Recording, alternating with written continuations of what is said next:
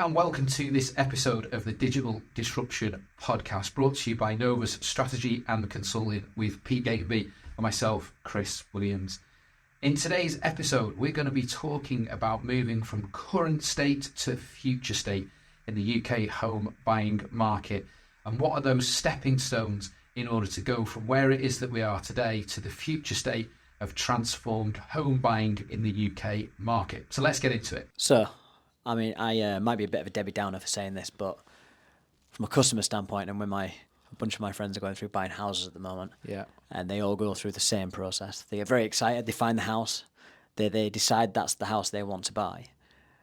And then I warn them that it's all downhill from here, because of the extended process that it takes, the never-ending, seamlessly and a never-ending filling in paperwork and answering questions with conveyancers. How long does that typical process take at the moment?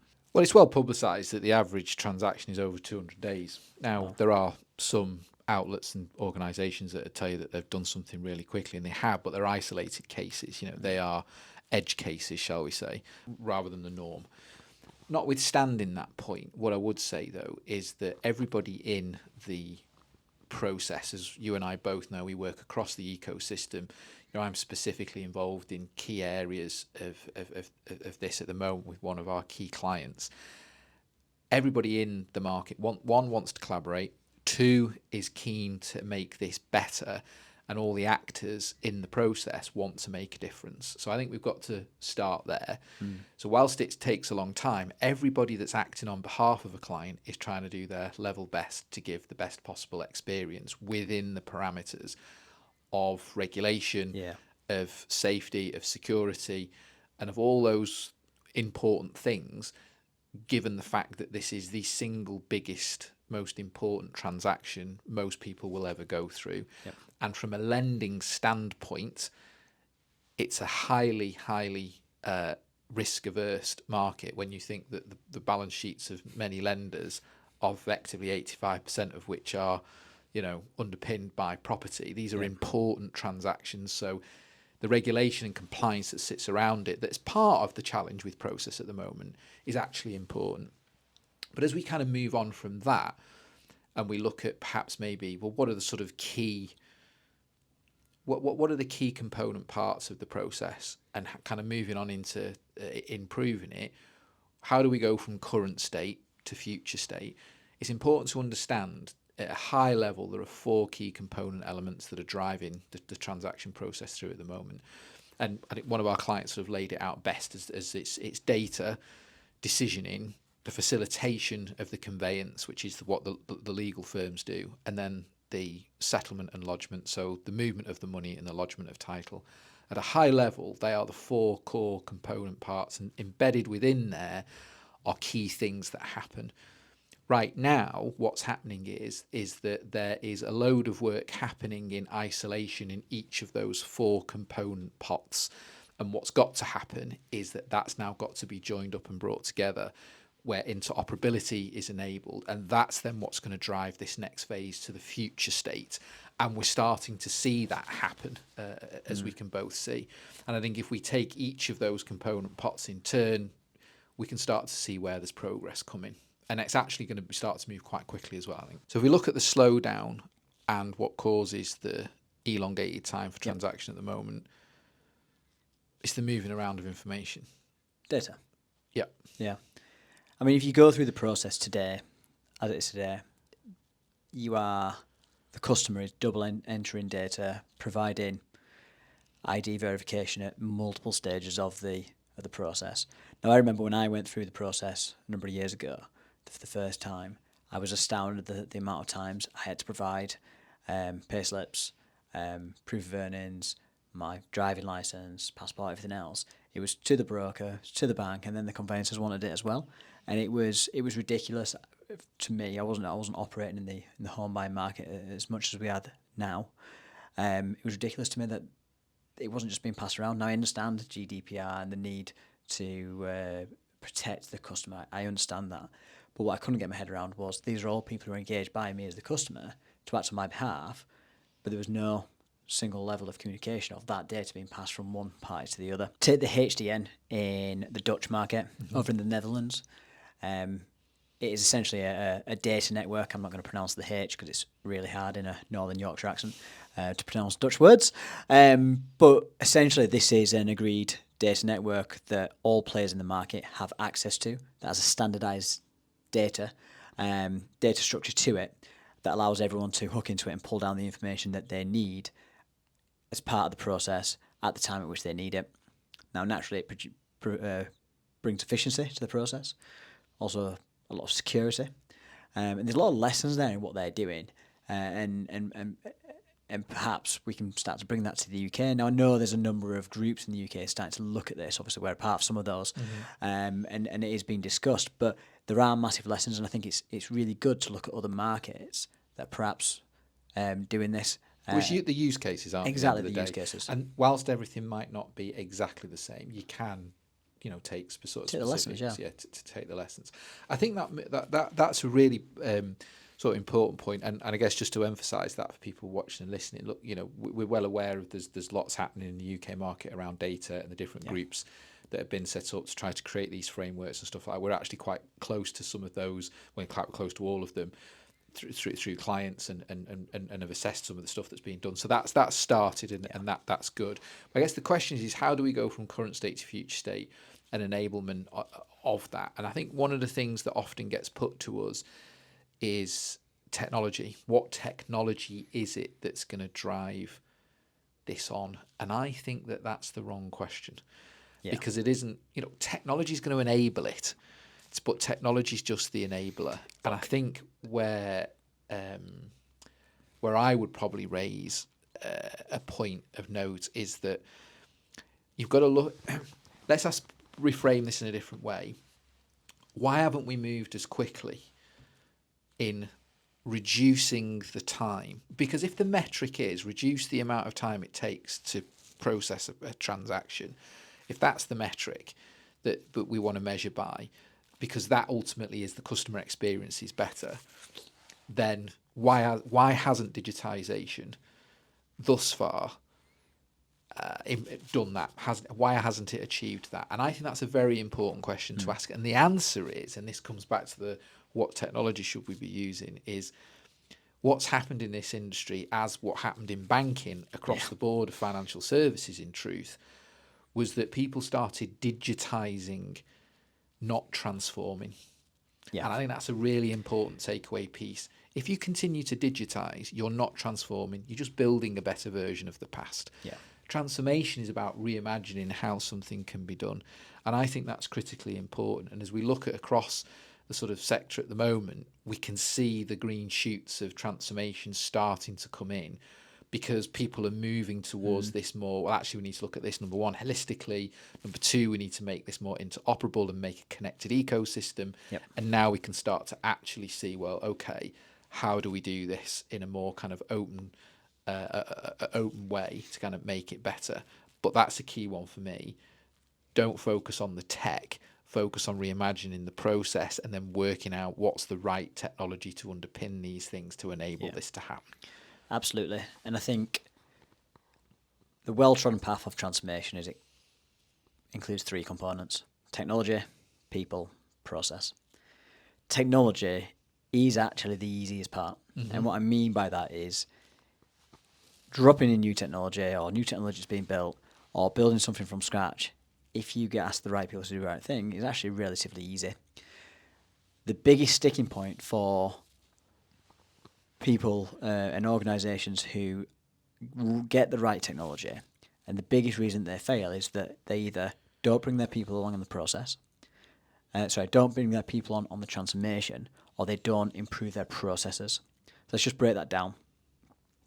If you drop in a new piece of technology that is going to revolutionise your organisation, that's amazing. But if nobody in your organisation is trained up to actually use that system, or use that new piece of technology, it will sit on the side and never be used. So it'll never have that transformative power that's perhaps you've been sold to by the enterprise salesperson. Add to that, if it touches a process, which naturally a piece of technology is going to touch some form of process, you then need to reimagine the operating model that sits around that. to actually realise the benefits. Because if you've got a process at the moment, let's just pick a hypothetical one, going through the conveyancing process, and it's the ID checks, and you've now got a new piece of facial recognition technology that you've dropped into the process to validate at lightning speed whether an ID is real or fake. I don't know, right? But if your process still says, oh no, it goes into this backlog, it sits there for 2 days, and we don't send the automated email to say it's passed or not passed until 2 days later to allow it to be reviewed by a real human being, then you're never going to realise the benefit of the split-second decision that the new facial recognition technology can actually do. You're still going to be waiting the 2 days. Now, that sounds like a really obvious description, but we've seen it happen. Like, we've seen organisations drop new technology in, and complain that they've not experienced the benefits because they've not updated the process to consider it. Well, I think this comes back to the point earlier about the data piece. It starts with data, but you have to look across all of the sort of core areas. Yeah. And this comes up really to the manufacturing element. It's flow efficiency. Yeah. If you're moving something around multiple areas, there's no efficiency in the flow. I mean, it is as simple as that. And, another reason why when you're going through certain transformation, especially where it's agile ways of working, you're trying to introduce this flow efficiency and cadence to enable especially executive teams to understand that, look, you can't just keep ramming features down the pipe of development teams because essentially they're going to get blocked. You've got to have this flow efficiency, you've got to have a cadence and, deliver things incrementally. Linking that back to this and how we sort of drive it forward. It's interesting because, a lot of lenders are obviously looking at origination. Part of their overall transformations will be to look at origination platforms, what it is, how they're enabling that. They're a key part of the process. At the front end, you've got the estate agent, the broker, the lender, and then it obviously moves into the system from there. I think this is for lenders. This is a pivotal point and moment to start to think about. We talk about technology, process, and people. Actually, the process and the people element. Because the target operating models that sit around that, the people that are going on that transformation journey and the processes for which they're following. And I think this is your point, isn't it? Tech's all well and good, and we might get all the data thing all right up front, but if from a lending standpoint you've not got all this stuff embedded, it doesn't matter who kind of layers anything over the top, you're going to be a blocker. So I think a big message for me and take out people is think about flow efficiency, think about that flow of that contract, that data as it comes through the pipe.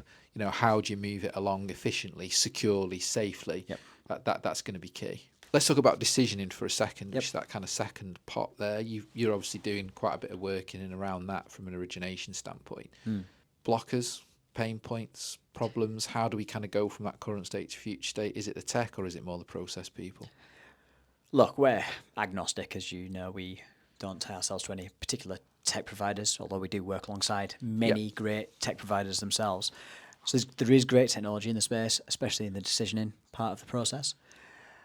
But again, you've said it already, the people in the process, you have to get that right. If you don't get that right, the technology falls over before it even gets a chance to take a hold.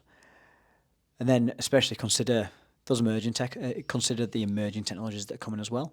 When you're making that decision around... Is this the AI? AI, machine learning and such like.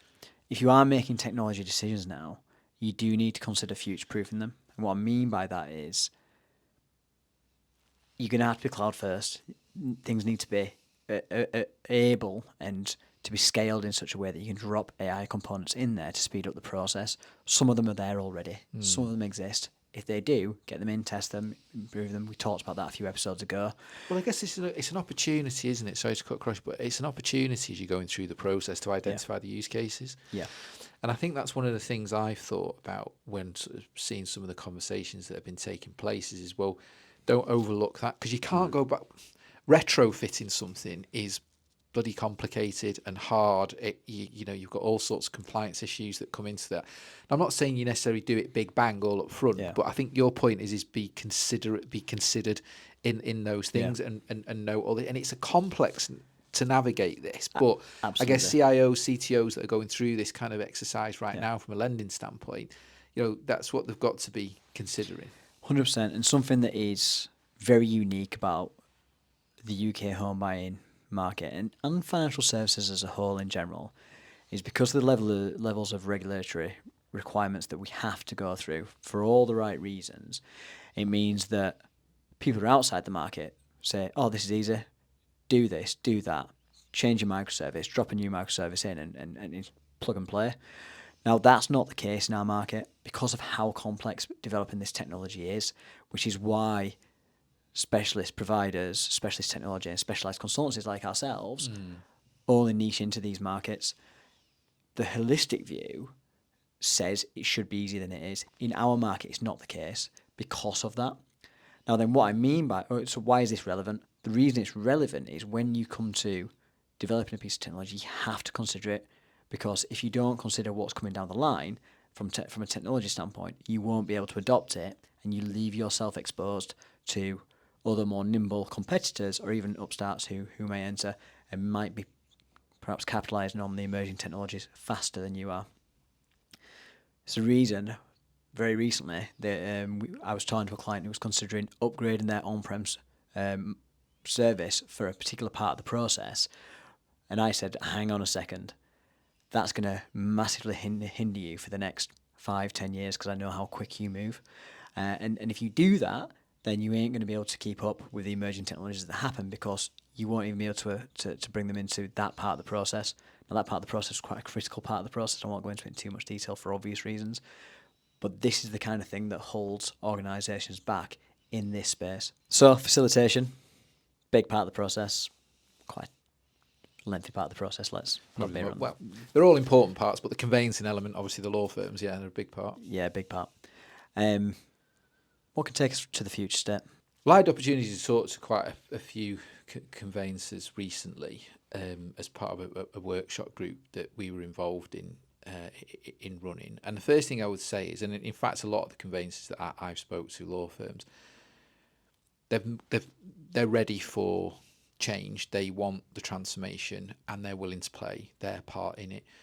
What sort of stood out to me as being potentially the blocker between current and future and what are the stepping stones to kind of get there is actually probably, I think vendors need to do more with them. Now there's some of the vendors that are, the clients we work with being one of them.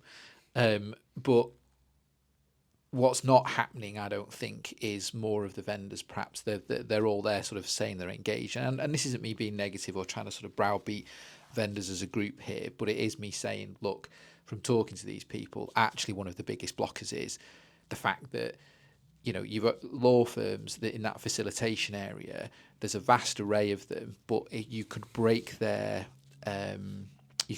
down into probably 3 groups where you've got, at the very high end, you've got quite technically mature organisations embedded with a CTO and have got their own technology teams and access to technology delivery capabilities so that they can be a bit more faster, advanced. They can, build APIs and things like that. Then you've got your kind of second tier that doesn't typically have that, but has got somebody, typically owner managed, led, that is that has got some sort of outsourced technology capability, and then you've got everybody else, and that everybody else is they don't have that. And so the kind of slowdown there really is taking that group on that journey, and that needs to be led through partly by the vendors and enabling that. And I think the stepping stones is education, support, making it easy. Building technology, and we talked about in a few episodes, if we think about Zappy as the classic example, every business over the last sort of 5 or 6 years, probably 10 years now actually in truth, has got probably Zapier in some way, connecting a CRM, email platforms, marketing capabilities, payment systems, whatever. That sort of stuff needs to come into here. And there's, there are, and I won't name them because obviously we always remain agnostic, but there are vendors out there that have those capabilities and enabling some of that, but there's more to be done. So I would just say that in that particular area, they are moving, they are adopting, they're certainly changing their ways of working in terms of how they operate and within the constraints that they have, the way in which they have to. But in terms of technology supporting them. Many of them are adopting all of this, but what they're after is vendors probably to do a little bit more in terms of looking left and right, and that's what's really going to connect that up. So the final one, Chris Williams' favourite, most exciting part of the process, settlement and lodgement. I don't know whether I'd say it was my favourite, and I wouldn't necessarily say it's the most exciting, but as you know, I'm very close to this particular area and I've been for quite some time. Look, settlement and lodgement, synchronization is a thing. Synchronization simply means the movement of money and the lodgement of title happening at exactly the same time. I won't bore everybody to tears with the background, but in very short, it's been on the Bank of England's roadmap since early last year. It was in consultation before that, and it's going to play a part. It's coming down the line when we don't know, but it is something that is going to help support change the process. What is that future state? That future state is the movement of money and lodgement of title happening at the same time, but there are stepping stones to get there. I think what we're going to see over the coming 12 to 24 months is progress in specifically the lodgement of title area. That's speeding up. We're going to see the movement of the money potentially changing and how that does with RTGS upgrades that have come in, and the fact that the consultations around CHAPS and the operating hours of the underlying sort of architecture that sits there, that's changing. We were at the Pay UK event a few weeks ago, and there was some conversation there about it. I noted. And at the end of the day, if you look at it, typically the vast majority of transactions happen on a Friday, whilst the infrastructure that exists is capable and has the bandwidth to cope with that. That's a huge amount of risk. So by changing that, and somebody noted it on one of the sessions that I listened to, and I had a conversation with him later in the day from NatWest. He made the point of his daughter was moving house. It's like, why can't I do it over a weekend? Why am I having sat in the van on a Friday night kind of thing, waiting for it? You want to do things at particular times, and I think this is the transformation element that's coming. The enablement is there in that latter part, and it's it's not round the corner, but the stepping stones that are enabling that are there. We can move money today using other payment rails. There are there are several ways for which we can do this, and there's going to be improvement that's there. So that kind of final, quadrant, if you like, that final 25% of those sort of four core groups, it's key. But what's more important is all of this stuff being connected together, and all four moving consecutively at the same time: data decisioning, facilitation, and the settlement and lodgement piece. They've got to move consistently and progressively move together, and they are doing. It certainly seems the case that they are doing. So, I guess in summary, how do we go from current state to future state? It's through stepping stones, by collaboration, all of that stuff moving together, and we're seeing that. We're starting to see that really sort of take place now. Yeah, I think the market's ready. Well, the market's been ready for a while in terms of a consumer, but the players in the market are beginning to come together now. Yeah, I think they are. I mean, we're seeing it. We're seeing. If I think about some of the things that I know you and your guys have been involved in terms of the conversations that happen, the collaborations that have been happening, whether that's been with lenders, whether it's been with vendors, and talking to groups of people as a collective, and running workshops and stuff like that. Those conversations are really starting to kind of become more and more regular. And I think about the conversations that I'm involved in some of the programs of work, or the main program of work I'm involved in. It is very much, let's do more, let's collaborate more. Yeah.